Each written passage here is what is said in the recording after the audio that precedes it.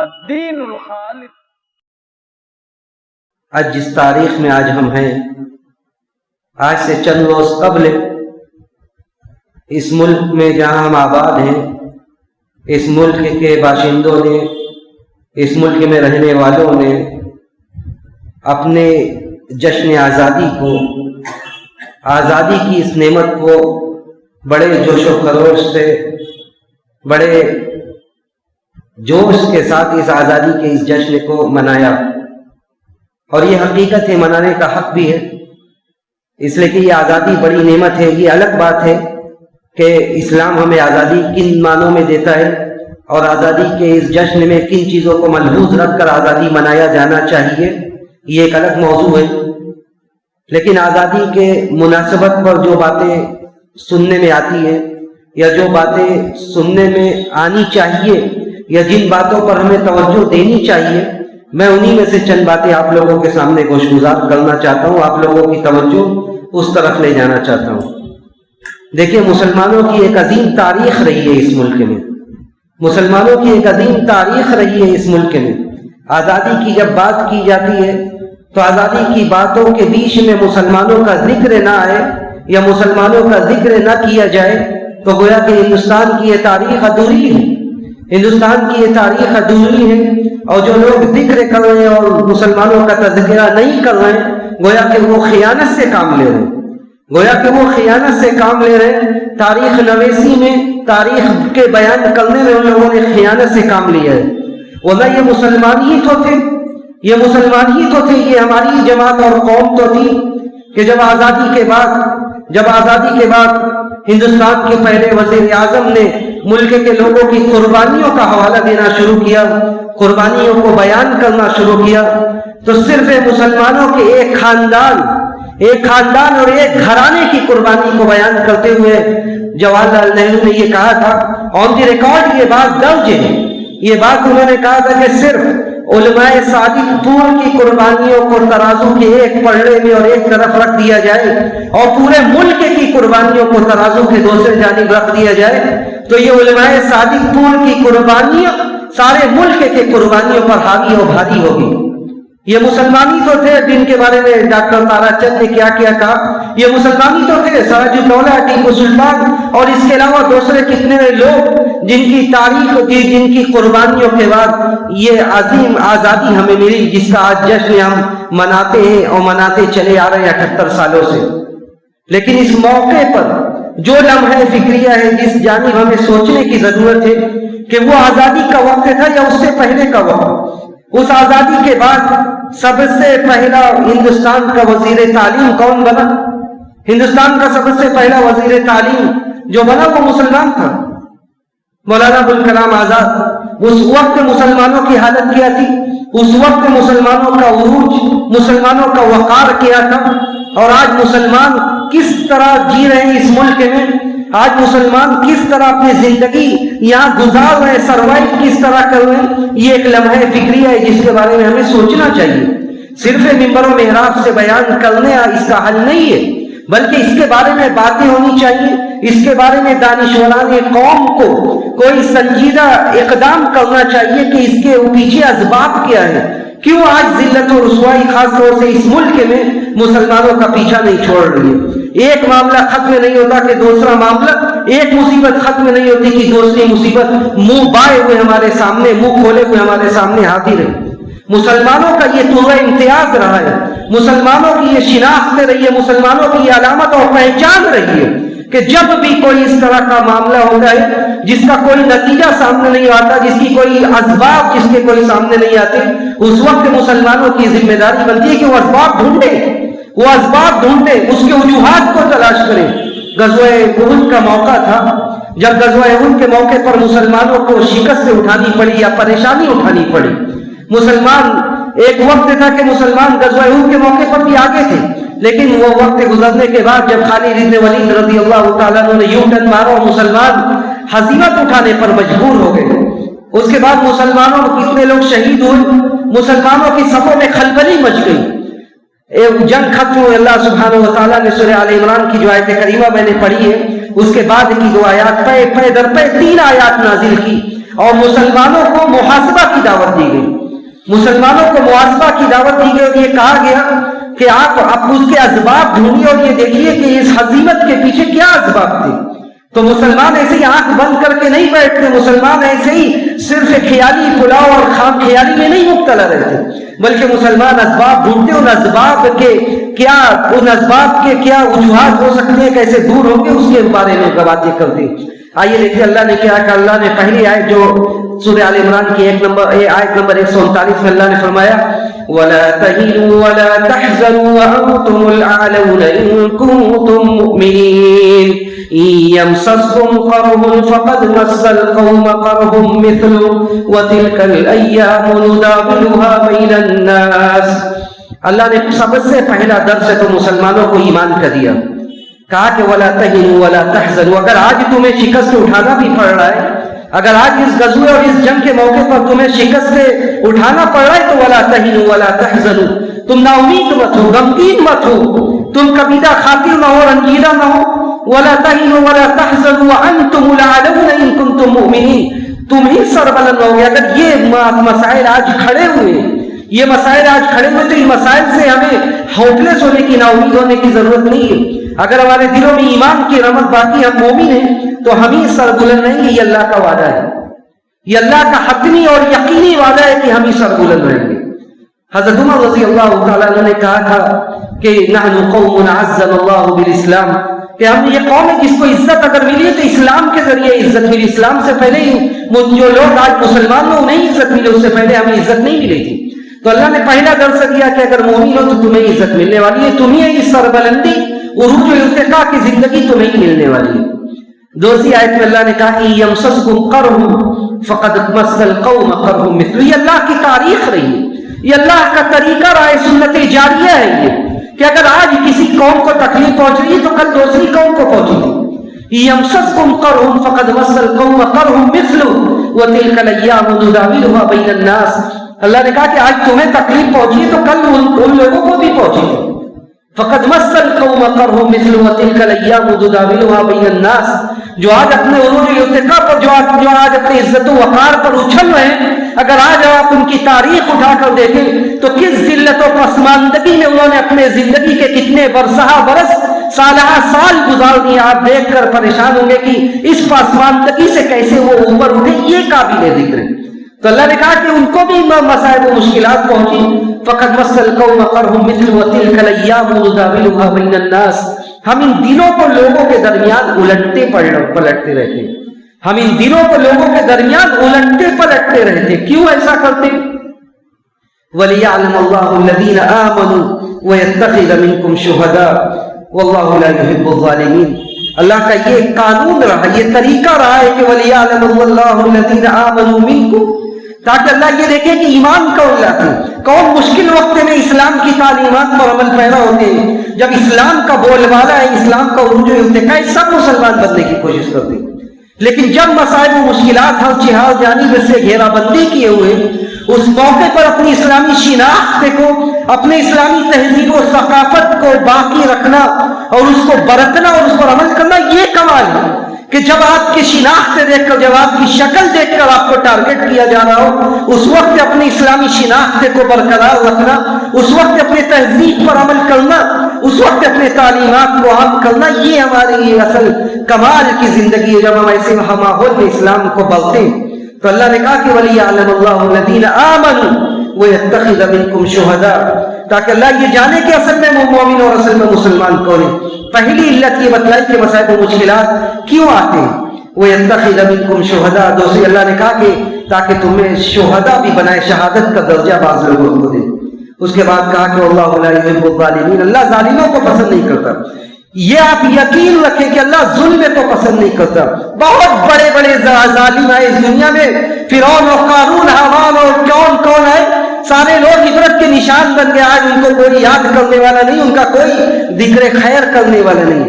یہ اللہ کا قانون رہا ہے کہ ایک کافر اگر عادل ہو تو وہ باقی رہتا ہے، لیکن ایک مسلمان اگر ظالم ہو تو وہ باقی نہیں رہتا۔ ایک کافر اگر عادل ہو، ایک کافر اگر منصف ہو تو اپنے کفر کے باوجود وہ کچھ دنوں تک باقی رہ سکتا ہے، لیکن اگر ایک مسلمان ظالم و جابر ہو تب بھی وہ باقی نہیں رہتا۔ اللہ عادل ہے، وہ عدل و انصاف کو پسند کرتا ہے. وَلِيُمَحِّصَ اللَّهُ الَّذِينَ آمَنُوا وَيَمْحَقَ الْكَافِرِينَ.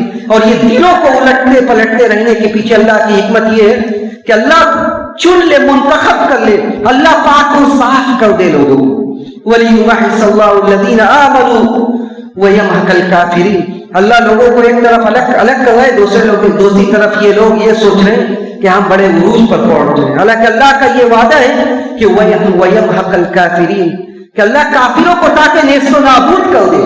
ذرا آیت پر غور کر کے قرآن کو پڑھنا چاہیے، قرآن کو پڑھنا چاہیے اور سمجھ کے پڑھنا چاہیے. آیت کے سیاق و سباق پر غور کیجیے کہ یہاں کافروں کی ترقی بتلائی جا رہی ہے، مسلمانوں کے بارے میں یہ بتلایا جا رہا ہے کہ مسلمانوں کو شکست سے اٹھانا پڑا.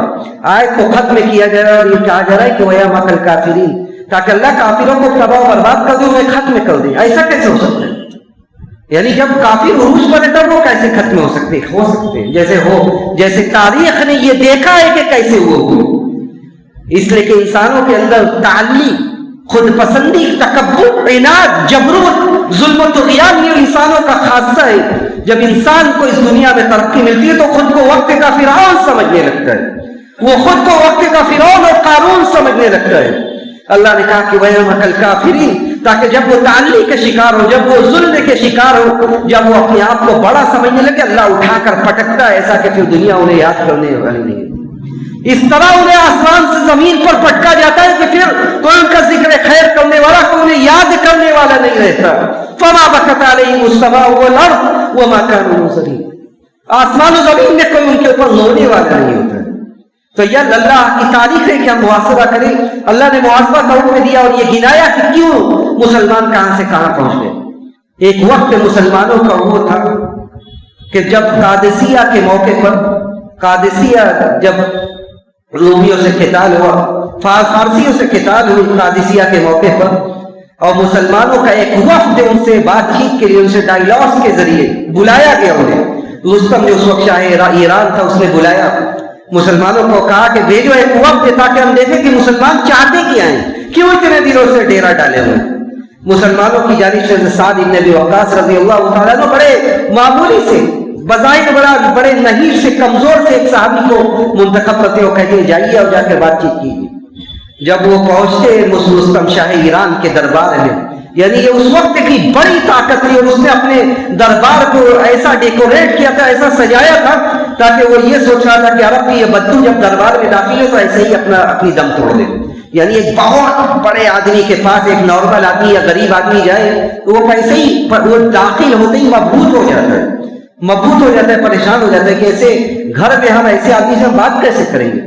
تو یہی ذہنی طور سے مرعوب کرنے کے لیے اس نے ایسے اپنے دربار کو سجایا. لیکن یہ آدمی جب پہنچتے ہیں، یہ ربیعی بن عامر رضی اللہ تعالیٰ عنہ پہنچتے ہیں اپنی تلوار ہاتھ میں لیے ہوئے، اپنی تلواروں سے بہترین قسم کے اسکارپیٹ اور اس قالین کو کاٹتے ہوئے، اس میں تلوار کو بھونکتے ہوئے آگے بڑھتے ہیں. اور رستم کے آنکھ میں آنکھ ملا کر، اس وقت جو وقت کا بڑا پاور تھا، اس کے آنکھ میں آنکھ ملا کر مخاطب ہوتے ہیں. اس سے وہ پوچھتا ہے کہ کیوں اتنے دنوں سے تم یہاں، کیا چاہتے مسلمانوں کا، کیا مشن ہے، کیا کس لیے یہاں آئے ہو. تاریخی جملہ کہتے ہیں جو مسلمانوں کا مشن ہے اس دنیا میں. کہتے ہیں جئنا لنخرجکم من عبادت العباد الى عبادت رب العباد ومن جور الادیان الى عدل الاسلام ومن ضیق الدنیا الى سعة الاخرہ. ہمارے تو مقصد یہی ہے، ہم صرف اسی لیے یہاں پر ہم آئے ہوئے ہیں کہ جئنا لنخرجکم من عبادت العباد الى عبادت رب العباد، تاکہ ہم تمہیں آزادی دیں، جو اصل معنوں میں آزادی ہے کہ بندوں کے غلامی سے نکال کر تمہیں ہم اللہ کی عبادت میں لگا دیں. یہ دراصل ایک مسلمان کے لیے آزادی ہے. کہا کہ ربیعی بن عامر کہتے ہیں کہ ہم یہ اس لیے آئے مسلمان تاکہ ہم لوگوں کی غلامی سے نکال کر تمہیں ہم ایک اللہ کی عبادت میں لگا کر تمہیں ہم آزاد کر دیں.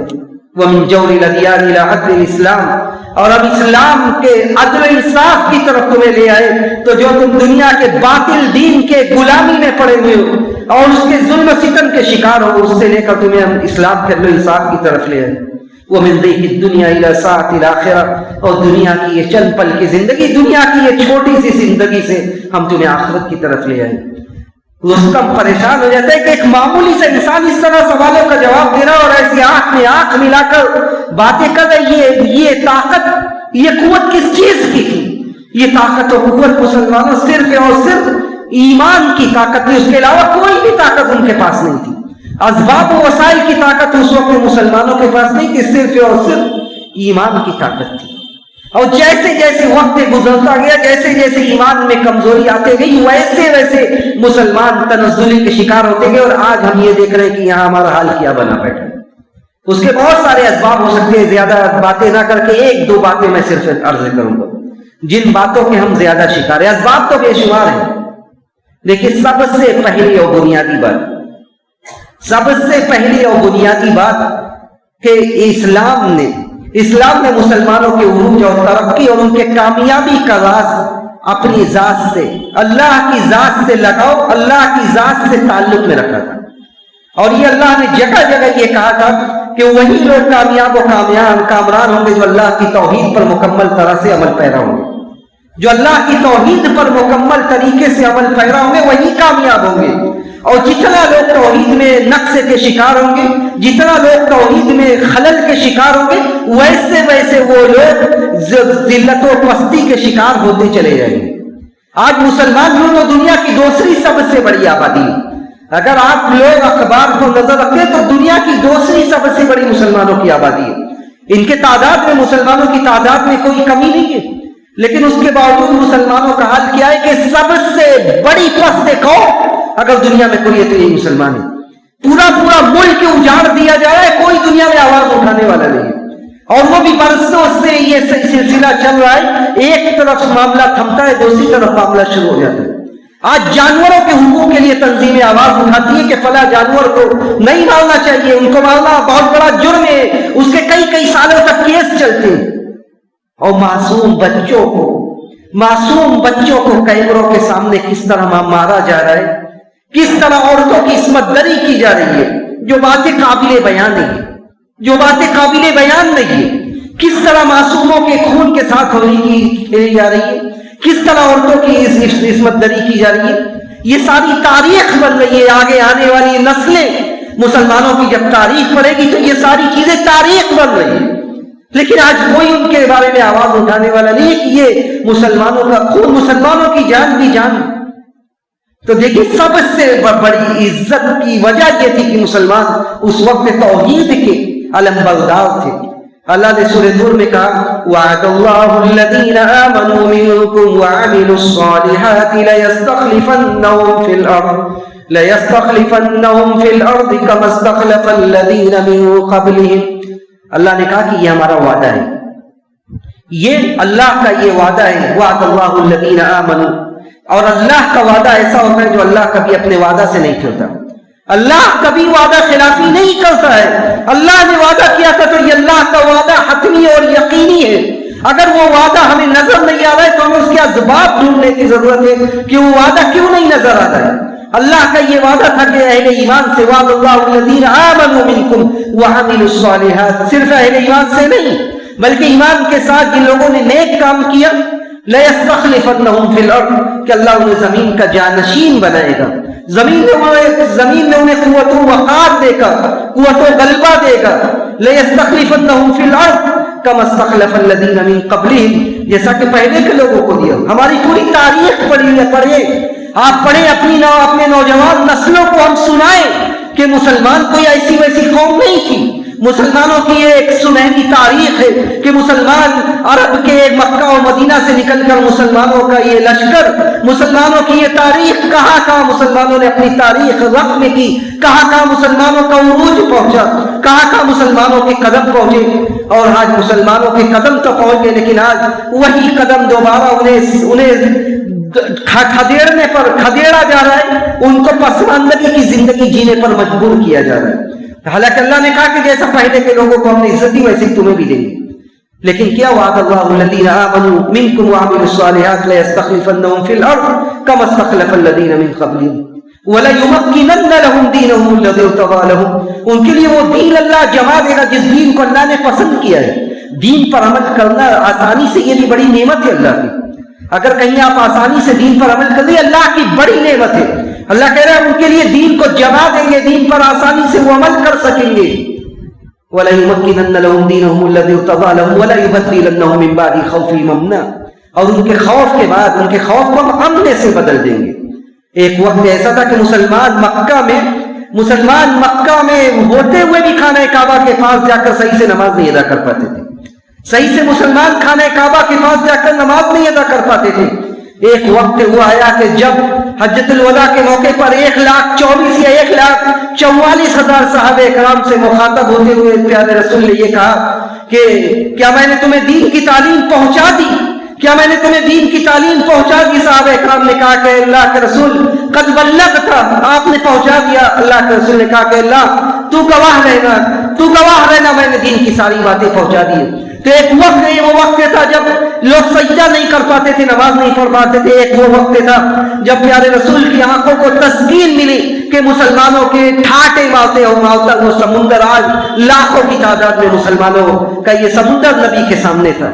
تو وہ وقت بدلا, امن و امان آ گیا, مسلمان عام طور سے حالات بدل گئے اور عام حالت میں ہو گئے, اور حالات سے پھر اس کے بعد اچھی طرح عبادتوں کو انجام دینے لگے. وَلَيُبَدِّلَنَّهُم مِّن بَعْدِ خَوْفِهِمْ أَمْنًا, اللہ نے آخر میں بڑی دو ٹوک باتیں کہہ کر آیت ختم کر دی گئی اور کہا کہ يَعْبُدُونَنِي لَا يُشْرِكُونَ بِي شَيْئًا, کہ اللہ کا یہ سارا وعدہ ہے مسلمانوں کے لیے کہ زمین میں انہیں عزت بھی دے گا, ان کے لیے دین پر عمل کرنا بھی آسان ہو جائے گا, لیکن اس کا نسخہ صرف یہ ہے کہ يَعْبُدُونَنِي لَا يُشْرِكُونَ بِي شَيْئًا, کہ وہ لوگ ہوں گے جو میری عبادت کرتے ہو, میرے ساتھ شرک نہیں کرتے.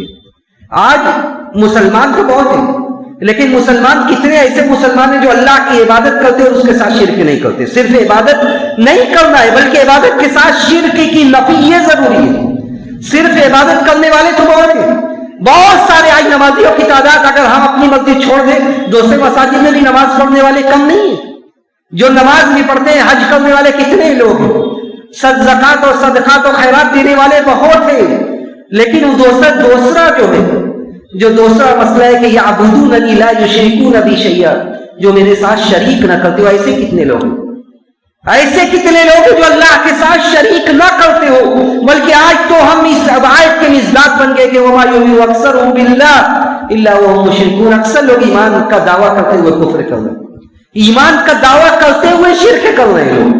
وہ اصل میں وہ اپنے آپ کو مومن کر رہے لیکن ہے مشرک, وہ ہے مشرک.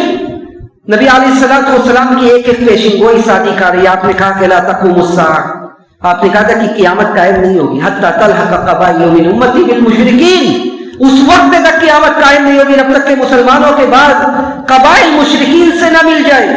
آپ نے کہا کہ لا تقوم الساعۃ, قیامت اس وقت تک قائم نہیں ہوگی حتی تضطرب عالیات نساء دوس علی الخلاصہ, اس وقت تک قیامت قائم نہیں ہوگی جب مسلمانوں کی بعض عورتیں اپنا شرین مٹکاتے ہوئے بعض بتوں کے پاس جا کر طواف نہ کریں, ناچے نہ گائے نہ. اور یہ سب کچھ ہو رہا ہے, جو کچھ آج عبادت کے نام پر, اللہ کی عبادتوں کے نام پر جو کچھ انجام دیا جا رہا ہے, میں اس کی تفصیل میں نہیں جانا چاہتا. جو ہمارے منہ پر تماچا ہے, جو ہمارے منہ پر تاریخ کا تماچا ہے کہ آج کیوں مسلمان یہاں سے وہاں پہنچ گئے. کہا کہ قیامت اس وقت تک قائم نہیں ہوگی جب تک کہ بعض مسلمان عورتیں جا کر مزاروں پر اپنا سرین مٹکا کر مزاروں کا طواف نہ کرنے لگے, مزاروں کے سامنے رقص و سرور کی محفلیں نہ سجانے لگے. اور یہ سب کچھ ہو رہا ہے, کہ آج مسلمان کا نام ہو کر بھی وہ مسلمان نہیں بچے. آج مسلمانوں کے نام ہوتے ہوئے بھی وہ مسلمان نہیں بچے. جب اللہ کے ساتھ اس قدر بغاوت ہوگی تو اس کے بعد انجام کیا ہوگا؟ ہم یہ نہ سمجھیں. ایک بات میں خاص طور سے ذکر کرنا چاہوں گا کہ ہم یہ نہ سمجھیں کہ کیا شرک و بدعات آج ہمارے معاشروں میں, ہمارے گھروں میں بھی اپنا پیر نہیں پسار رہی ہے, بلکہ ہمارے گھروں میں بھی پیر پسار رہی ہے.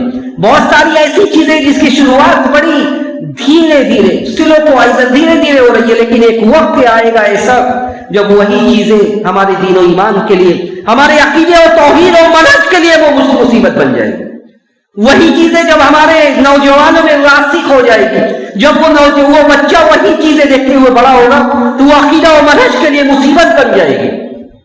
غیر مسلموں کے ساتھ رہنا, تعامل کرنا یہ غلط نہیں ہے, مشرکین کے ساتھ تعامل کرنا یہ غلط نہیں ہے, لیکن ان کے تعامل میں اس حد تک آگے بڑھ جائیں کہ ہم اپنا دین و ایمان، اپنا ولا و برا، دوستی اور دشمنی کا معیار سب کو ہم نیست و نابود کر دے، تباہ و برباد کر دے اور چھوڑ دے. یہ دین و ایمان نہیں ہے. وہ ان کی تہواریں آئے، ہم کیا کرتے ہیں؟ ہماری رواداری یہاں تک بڑھ گئی ہے کہ ہم باقاعدہ سرے عام، یہ میں ڈھکے چھپے حالت میں ہم کیا کرتے ہیں اس سے ہمیں سروکار نہیں ہے، اس کی میں بات نہیں کر رہا ہوں. یہ جو ہم عام طور سے بالکل ڈھٹائی کے ساتھ سوشل میڈیا پر ہم انہیں ان کی تہواروں کی مبارکباد دیتے ہیں، اور ایسی تہواریں شرک و بت پرستی پر پورا اس کا مدار ہے. ان تہواروں پر مبارکباد دینا یہ ہمارے بزنس کا حصہ نہیں ہے. معاف کیجیے، رزق دینے والا اللہ ہے. ہمارا عقیدہ اور ایمان اس بات پر ہے، ہمارا عقیدہ اور ایمان اس بات پر ہے کہ ہمارا رزق آسمان میں، وَفِي السَّمَاءِ رِزْقُكُمْ وَمَا تُوعَدُونَ. دنیا میں کوئی ہمیں دینے والا نہیں ہے، دینے والا بھی اللہ ہے، لینے والا بھی اللہ ہے. اگر ہمارا عقیدہ اور ایمان اللہ کی ذات پر پختہ ہوگا تو ہم اپنا عقیدہ اور ایمان کی سلامتی کے ساتھ رزق کے لیے کوشش کریں گے. عقیدہ اور ایمان کو داؤں پر لگا کر رزق کے لیے کوشش نہیں کریں گے. تو چھوٹی چھوٹی چیزیں آتی ہیں، تعویذ لٹکا لیا، بیمار ہو گیا بچہ، اس کے لیے طرح طرح کے ٹوٹکے استعمال کرنے لگے. یہ ساری چیزیں جو بظاہر چھوٹی نظر آتی ہیں، بظاہر چھوٹی ہو کر بھی ایک وقت آنے کے بعد یہ چیزیں بڑی ہوگی اور ہمارے عقیدہ اور منہج کو نقصان پہنچے گی. تو ہم اور ایک بات جو جملہ ہے بڑا سخت ہے، لیکن یہ جملہ غور کرنے کے قابل ہے کہ جتنی بھی کتابیں ہیں ان کتابوں میں صرف یہ نہیں بیان کیا گیا کہ آپ صرف ایک اللہ کی عبادت کریں. اللہ کے رسول صلی اللہ علیہ وسلم کی ایک حدیث میں بیان کروں گا. اللہ کے رسول صلی اللہ علیہ وسلم نے کہا کہ من قال اشہد ان لا الہ الا اللہ وحدہ لا شریک لہ واشہد ان محمدا عبدہ ورسولہ وکفر بما یعبد من دون اللہ حرم مالہ ودمہ وحسابہ علی اللہ. آپ نے کہا کہ جو اس بات کی من شہید اللہ الہ الا اللہ، جو آدمی اس بات کی گواہی دیتا ہے کہ اللہ کے علاوہ کوئی حقیقی معبود نہیں ہے، میں اللہ کا رسول ہوں، اور اس کے بعد وَكَفَرَ بِمَا يُعْبَدُ مِن دُونِ اللَّهِ، اور جتنے چیزوں کی عبادت ہو رہی ہے اللہ کے علاوہ ان ساری عبادت کا وہ انکار کرتا ہے، تب اس کا مال اور اس کا خون حرام ہو جائے گا اور اس کا حساب اللہ پر ہوگا. یہاں دوسرا پہلو قابل ذکر ہے کہ وہ ساری چیزوں کا انکار کرنا، اس سے ہمارے دلوں میں نفرت ہونا یہ بہت ضروری ہے.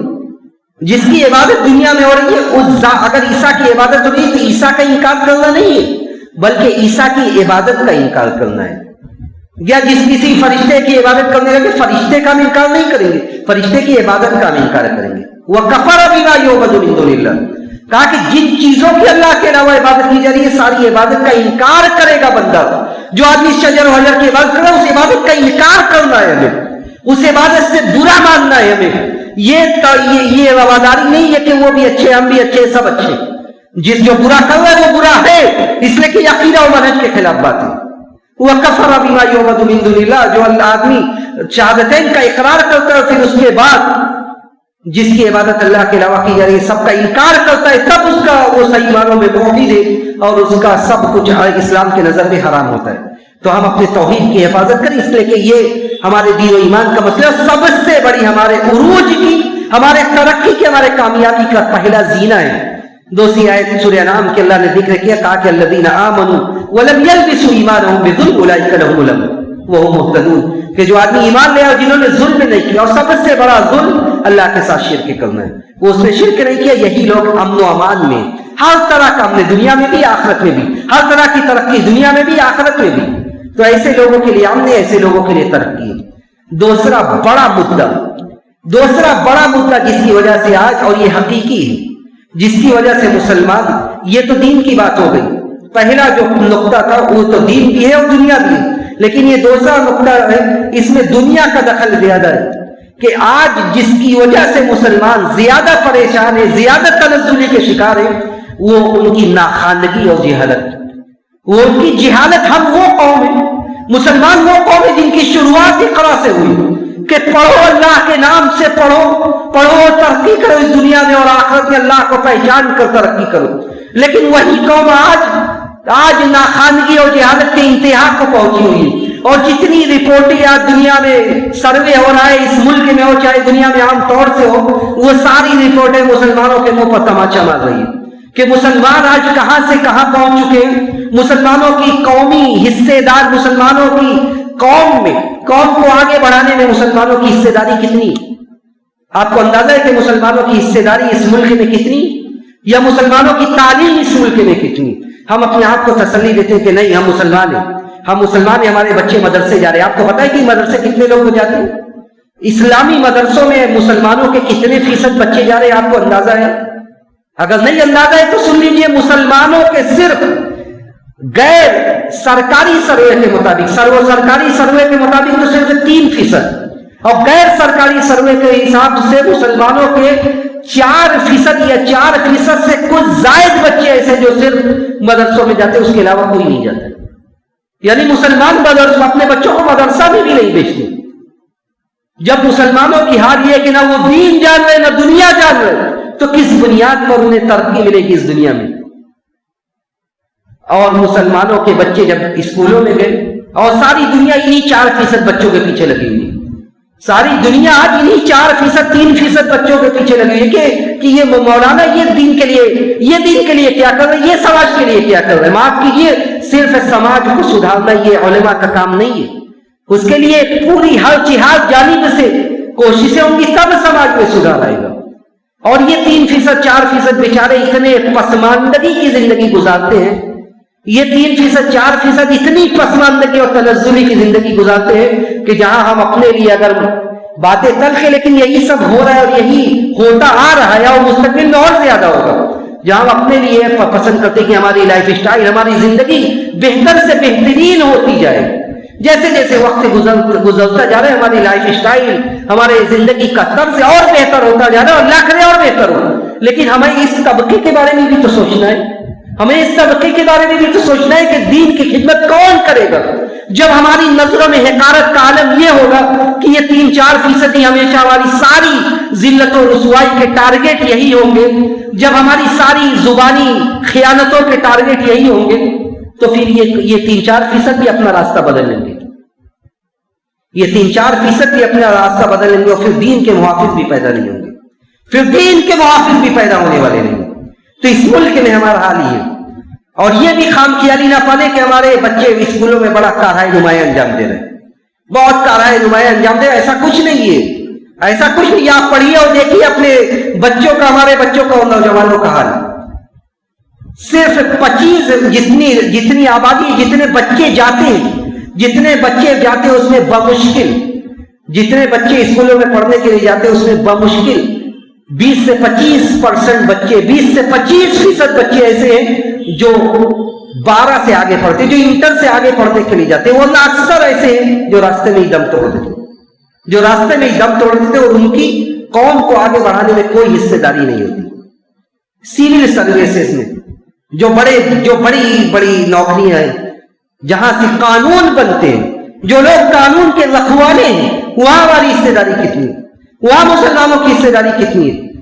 وہاں بھی سروے تو یہی کہتا ہے کہ مسلمانوں کی حصے داری 3 سے 3.5% سے زیادہ نہیں ہے، 3-3.5% سے زیادہ مسلمانوں کی حصے داری وہاں نہیں ہے۔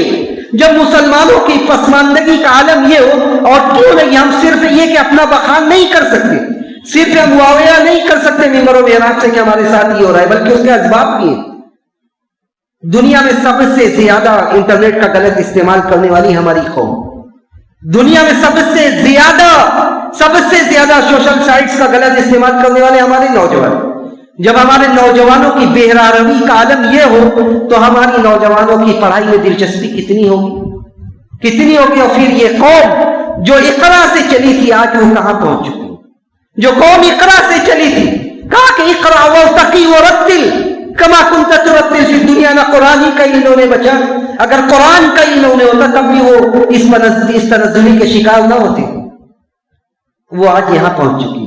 اس لیے علم سے شروع کیجیے، اپنے زندگی کے ہم بڑا ٹارگٹ، بڑے اہداف میں سے اسے بھی بنائے کہ اگر ہمارے بچے ہیں، اللہ نے ہمیں بچے دیا ہے، تو ہم یہ سوچیں اور اس کا منصوبہ بنائے کہ ان بچوں کو ہمیں تعلیم میں آگے بڑھانا ہے، ان بچوں کو ہمیں پڑھانا ہے۔ دیکھیے ہم مسلمان تو وہ قوم جو زیادہ سوچتے نہیں ہیں، بلکہ وہ اپنے قوم کے لیے سوچتے ہیں، لیکن ہم تحبون العاجلہ، ہم جو جلد آنے والا جو چند فائدہ ہے اسی کے بارے میں سوچتے ہیں، آگے آنے والی چیزوں کے بارے میں نہیں سوچتے۔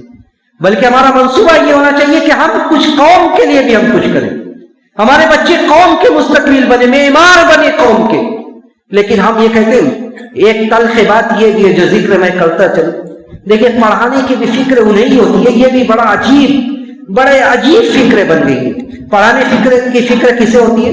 پڑھانے کی فکر یا تو بیچارے جو بالکل پسماندہ لوگ ہیں وہ سوچتے ہیں کہ پڑھائیں، یا جو مڈل کلاس ہے وہ سوچتے ہیں پڑھائیں، اور جو سرمایہ دار لوگ ہیں وہ تانا دیتے ہیں اور کہتے ہیں ہمارے یہاں پڑھانے کی کیا ضرورت ہے، ہمارے یہاں پڑھانے کی ضرورت نہیں ہے، ہمارے یہاں کاروبار ہے، ہمارے بچے پڑھے ہوں گے، بڑے ہوں گے، کاروبار میں لگ جائیں گے۔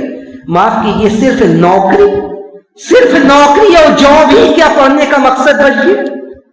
کتنے ایسے، اگر آپ تاریخ میں مسلمانوں کو جائیں گے تو آپ یہ دیکھیں گے کہ کتنے ایسے بڑے بڑے سرمایہ دار لوگ تھے جن کے گھروں کے بچے اور جن کے گھر والوں نے تعلیم حاصل کی اور قوم کی خدمات کی۔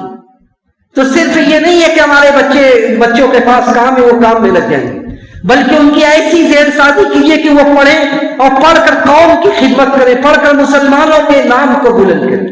اور یہ نہیں ہے کہ صرف انہی لوگوں کی کو فکر کرنی چاہیے جن کے پاس کچھ ہے نہیں، وہ پڑھا لکھا کر آگے بڑھیں۔ تو تعلیم کی فکر کریں، واللہ آگے آنے والا وقت اس ملک میں مسلمانوں کے لیے بہت مشکل ہونے والا ہے۔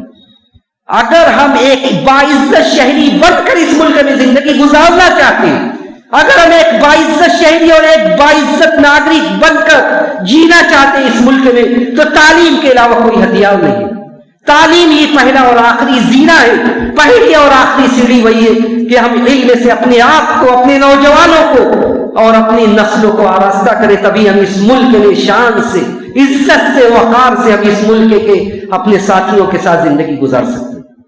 ضرورت اس بات کی کہ ہم سنیں اور سوچیں، بہت زیادہ باتیں نہ کر کے اپنے کردار سے متاثر کریں، اس لیے کہ جو ہمارے بلندی کے جو اور بھی نسخے تھے اس میں ہمارا کردار بھی بہت بڑا کردار، ہمارے جینے کا انداز، ہمارے بات چیت، ہمارا مینر، یہ سب چیز بڑی ویلو اور بڑا معنی رکھتی تھی کہ نبی علیہ الصلوۃ والسلام نے مکہ کی زندگی میں کن چیزوں سے لوگوں کو متاثر کیا تھا، کن چیزوں سے لوگ متاثر تھے۔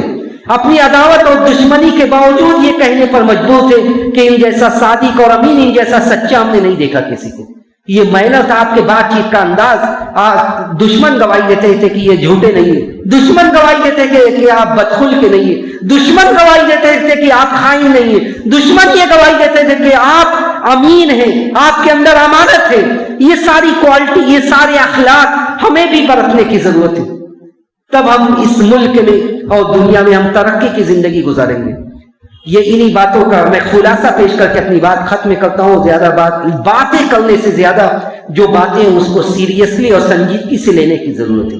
دیکھیے، سب سے بڑا ہماری بات کا خلاصہ یہ ہے کہ سب سے بڑا اس ملک میں اگر ہمیں عزت و وقار کی زندگی جینا ہے، پہلا اور بنیادی نسخہ یہ کہ ہم اللہ سے قریب ہو، اللہ سے لو لگائے، اس لیے کہ وہی ہمارا حامی و ناصر ہے، وہی ہمارا حامی و ناصر ہے۔ آج بھی، ماضی میں بھی وہی تھا اور مستقبل میں بھی وہی رہے گا۔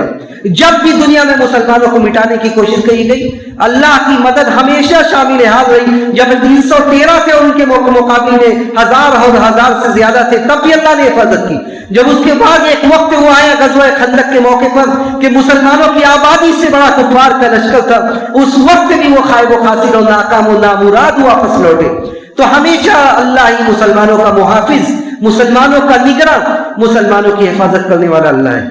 تو ہم اللہ کے حق کو ادا کریں، اور اللہ کا حق توحید ہے، توحید پر عمل پیرا ہو، اللہ سے لو لگائے، دل میں اللہ کی محبت کو پنپنے دے، اس کا اظہار کرے، اپنے نسلوں کے اندر پیدا کرے، صحابہ کرام کی محبت سے اپنے دلوں کو آباد کرے، دین کے لیے مر مٹنے کا جذبہ پیدا کرے۔ اس کے بعد تعلیم یہ بنیادی چیز ہے کسی بھی قوم کے لیے آگے بڑھنے کی، کسی بھی قوم کے آگے بڑھنے کی سب سے بنیادی نسخہ یہ کہ تعلیم سے ہم اپنے آپ کو آراستہ کریں، تعلیم کے لیے وقت نکالیں، تعلیم کا ماحول پیدا کریں، تعلیم کا ماحول اپنے گھروں میں، اپنے سماج میں، اپنے محلے میں بنائیں اور اس کے طرف لوگوں کو راغب کریں۔ اور تعلیم کا ایک انداز یہ